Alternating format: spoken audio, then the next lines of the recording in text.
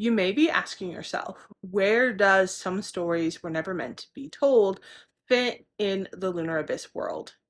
So let's talk about reading order. While Some Stories Were Never Meant to Be Told is technically a prequel, I highly recommend you start with Inside a Dark Space. After reading Inside a Dark Space, then you can either pick up Some Stories Were Never Meant to Be Told, or you can start book two with Only the Starlight. You can really read these two books in either order, and there's benefit to both. Some Stories Were Never Meant to Be Told was written before With Only the Starlight, so I made sure I had the storyline consistent between the books. I then finished Some Stories Were Never Meant to Be Told after writing With Only the Starlight. Um, so the books really are built upon each other. The benefit of reading Some Stories Were Never Meant to Be Told first is that you know all the backstory while reading With Only the Starlight.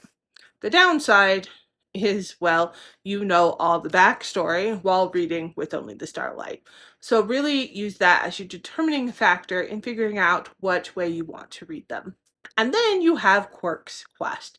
This novelette is written to be spoiler free, so you can read it whenever. But if you read it before With Only the Starlight, and why wouldn't you? Because it's about Quirk, who is awesome and a rat.